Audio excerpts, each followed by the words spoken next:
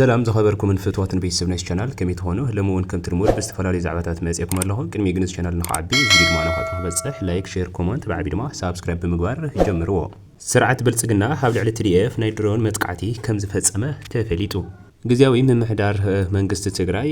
በክልላዊ መንግስቲ ዓፋር ብዘውፅኦ መግለጺ ኣመልኪቱ ሓድሽ እዋናዊ ዝኾነ መልሲ ከም ዝሃበ ተፈሊጡሎ ሰራዊት ትግራይ TDF ልዕሊ 2000 ነበርቲ ዓፋር ከም ዘፈናቀለ ተፈሊጡ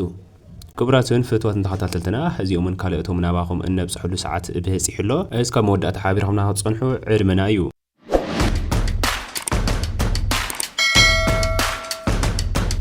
سرعة بلصقنا حابل على TDF نايدرون متقعتي مفصامو تفليتو ازي دما كابتي زحاسبون ززارون زنبره حوحات وعلي بريتوريا افريسوم دوب تحيسوم عفار اتيم كبل كم استزاربه زفلتيو كوين جن ازي سبب بمغبار حابل علي سراوي تግራይ نايدرون متقعتي كم زفصمه تفليتلو بسلسته تسحبتي امصيوم خزينومو زولو عدقن تتኳስን بدرون توقيعلو حادث سبقه بدرون كي قدا بتنقاقه تارجت فاليو اب تتኳሲ ستور طراح تمالي عدد 27 ጥቅምቲ 2018 ዓመተ ምህረት ለይቲ ሰዓት 9 هم ድማ 5 ጎደልና 10 አካባቢ መቻረ ናይ ሰራዊት መንጀሪኖ ተተኳሲ ዝበሎ بدرون مودامو ተፈሊጡሎ እዚ ተግባር ስርዓት በልጽግና ድማ ሙሉእ ብሙሉእ ውዕል ፕሪቶሪያ ንምፍራስ ከም ዝኾነ እቅድ ከም ዘለውን ተፈሊጡሎ ሰራዊት ትግራይ TDF ልዕሊ 2000 ነበርቲ ዓፋር ከም ዘፈናቀለ ተፈሊጡ ካብዚ ብምብጋስ ድማ ምልሻታት ዓፋር ኣብ ህዝብና ንዝበጽሕ ዘሎም ምፍነቃልን ጨፍጫፍን ሰቆይሉ ዘርኢ ዓይኒ የብልናን ሰቆይሉ ዝሰምዕ እዝኒ የብልናን ኣብ ልዕሊ ጨፍጫፊናን ጨፍጫፊ ህዝብናን ስጉምቲ ንምውሳድ ድልዋቲና ክብሩ እዚ ካብዚ ብምብጋስ ድማ ነባር ሰራዊት ትግራይ ሒዝዎ ዘሎ ናብ 6 ጣብያታት ከም ዝተሸጋገሩን ከም ዝተጸጉዑን ኣብ ድማ ውግን መኽፋት ከም ዝኣቀዱን ተፈሊጡሎ እዞም ምልሻታት እዚ ሰራዊት እዚ ዓገብ ዘይብል እንተኾይኑ ኣብ ልዕሊ ህዝብና ንዘብጽሖ ዘሎ ጨፍጫፍ ሱቕን ንብል ኣይኮናን ኣሕና ሕጂ ንጽበየ ዘለና ፊስካ ጥራሕ እዩ እምበር ፊስካ ተተነፊሑ ውግናይ መኽፋት እቅድ ኣቂድና ኣለና ክብሉ ከም ዝተዛረቡ ካብ አንደበቶም ተፈሊጡሎ መንግስቲ ትግራይ ብዛዕባ መግለጺ ክልላዊ መንግስቲ ዓፋር ኣብ ዘብጽኦ ኣመልኪቱ ሓድሽ እዋናዊ መግለጺ ከም ዝሃበ ተፈሊጡሎ ካብዚ ቀረባ እዋን ጀሚሩ ንሰላማውን ፖለቲካውን መስርሕ ዝህቦ ምዕባለታት ንውዕሊ ፕሪቶሪያ ዝጉድቕ ምንቅስቓት ንዕዘብ ኣለና ዝበለ ግዚያዊ ምምሕዳር መንግስቲ ትግራይ ንምህዋኽን ንባዕልና ንምድማይን ኮነ ተባሂሉ ኣብ ዓፋር ዕጡቃት ክውደቡን ክዕጠቑን ጥጡሕ ባይታ ብምፍጣር ብምድጋፍን ተልእኾ ብምሃብን ኣብ ልዕሊ ትግራይ ተደጋጋሚ ጻሕታሪ ምንቅስቓስ ክግበር መጽንሑ ተፈሊጡሎ እዚ ብስም ሓራ መሬት ኣብ ዓፋር ዝርከብ ዕጡቕ ሓይሊ ኣብ ዝሓለፈ ዓመት በተደጋጋሚ ኣብዚ ዓመት እዚ ድማ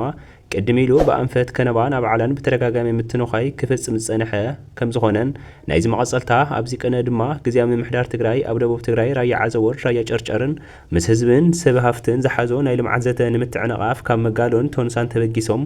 ኣብ ደርባን ኣብ ጸሓፍትን ገርባ ኣበገውን ኣመራርሓ ግዚያዊ ምምሕዳር ክሓልፈሉ ዝተገመተ መስመር መቐለ መኾኒ ንምህዋኽ ዝኽእል ተግባራት ክፍጽሙ ቀንዮም እዮም ህዝብን ግዚያዊ ምምሕዳርን ትግራይ ግን ውሽጣዊ ጸገማትና ብልዝም ንምፍታሕ ንሕውነት ጉርብትናን ክልቲኡ ህዝቢ ክብሪ ብምሃብን እቲ ጸገም ብሰላማዊ መንገዲ ብዘተን ንምፍታሕ ካብ ዘለዎም ዝተናኣደ ባህግን ነቲ ኩነታት ካብ ምግላጽ ተቆጢቦም ጸኒሖም እዮም ሕዚ እውን ብወገን ትግራይ ክፍጠር ዝድለ ህውከት ይሆን ዘይዕግርግር ዘይምርግጋዕ ክህሉ ብፍጹም ኣይንደልን ዝበለ ግዚያዊ መንግስቲ ምምሕዳር ትግራይ እቲ ሓቂ እዚ እናሃለወ ጸገም ዝፈጥር ዘሎ ኣካል ተመሊሱ ከሳሲ ብምዃን ትማሊ ረቡዕ ማለት እውን ዕለት 26 ጥቅምቲ 2018 ዓመተ ምህረት ቢሮ ኮሙኒኬሽን ብሄራዊ ክልላዊ መንግስቲ ዓፋር ኣብ ዘውፅኦ መግለጺ ሓይልታት ጸጥታ ትግራይ ናብ መሬት ዓፋር ዘሊቖም ካብ ዝኣተው ጥቃዓት ከም ዝፈጸሙን ገሊጹሎም እንተኾነ እዚ መሰረት ዘይብሉ ዝተራገጸ ወሰን ዓፋር ከም ዘየለን بقلبات أوز فتصم زلوا تجبار وسلامة وتاريخ وحملة جروبتنا كلتيو هزبن زي متنن أبقى عيوان مريض قاز بتجرين مقدار استوت أنا كفاءة مخانوه جهدي يكبلوه جزيو من محدار من قصة تجري جليسو بوجن فيدرال من قصة وعلى بريتوريا بأجوابه كفتصم بزي مقبارو سلاموي كيدن متأمانن كم مقدار حليفه مكران سقان هزبنان كأصل زجبرنبر بوس يترمى نمسرح سلاموي بريتكاي قالسي زهوه مخانو جلس أيو زيد ما سلام نيتيبيان كوابينان زهوهن زي تدلي داق ما يتفاس زسعب مقداتي عنوتيو سلازخونه وعلى بريتوريا بزيو على الحدار كفصم حق منقستاوي وسن تግራይ ክረጋገጽን ህዝቢ ወሕስኑ ተሓልዩ ናብ መረበቱ ክመለስን ክግበርን ውሽጣዊ ጸገማትና ብምግዳድ ትግራይ ንምድኻም ዝግበር መንቀሳቐስ ተኣሪሙ ብዝሰኸነ መንገዲ ናብ ዘተን መፍትሕ ንክንኣቱ ግዚያዊ ምምሕዳር ትግራይ ደጊሙ ጻውዒት ይቕርብ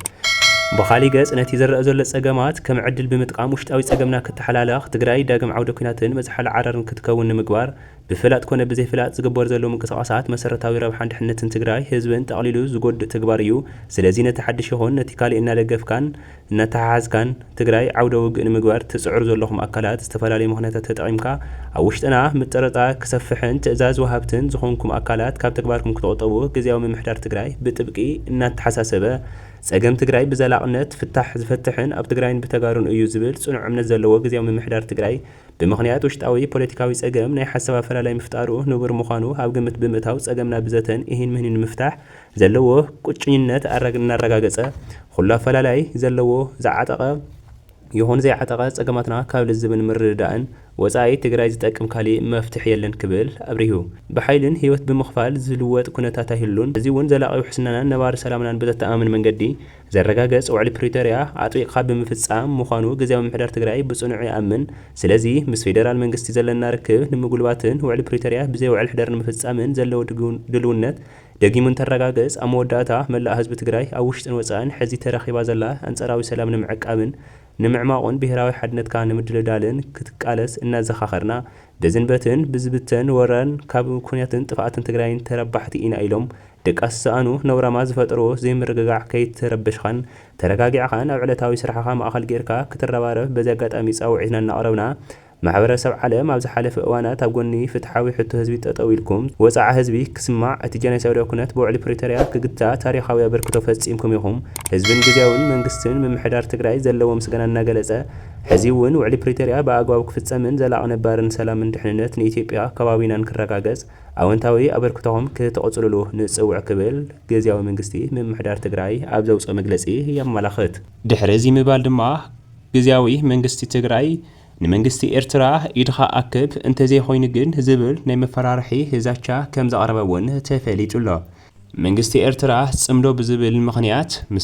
ምስ ሕወሓት ሓቢርካ ኣብ ዝግበር ዘሎ ሕማቕ ጠቐነታትን ሕማቕ ትንኮሳታትን ካብዚ ትገብርዎ ዘለኻ ነገር እንተዘይተቖጢብካ ኣብ እዋን ቀውዒ ብምዃኑ እቲ ትገብርዎ ዘለኹም ትንኮሳን እቲ ትገብርዎ ዘለኹም ሕማቕ ስራሕትን ጠጠው ከተብለለኩም እንተዘይኮይኑ ግን ንትግራይን ንህዝቢ ትግራይን ዝጎድእ ስራሕ እናሰራሕኹም ስቑኢሉ ዝዕገሰኩም ኣይክህሉን እዩ። እቲ ጽምዶ ዝብል ሓድሽ ምኽንያትኩም ድማ ንኻሊእኹም እምበር ኣብዚ ነገር እዚ ክትጥቀምሉ ኣይትኽእሉን ኢኹም ክብል ከም ዘፍለጠ እውን ተፈሊጡ ኣሎ። እምበኣርከስ ክቡራትን ፍትዋትን ተኸታተልና ንሎማዓንቲ ዝበልናዮም ዛዕባታት እዞም ዝሰማዕኹሞም ይመስሉ ነይሮም። ቅድሚ ምውፃኹም ግን ከምቲ ልሙድ እዚ ቻናል ንኸዓቢ እዚ ቪድዮ ድማ ናብ ካልኦት ንኽበፅሕ ላይክ፣ ሼር፣ ኮመንት ብዓብዪ ድማ ሳብስክራይብ ምግባር ኣይትረስዑ ኢኹም።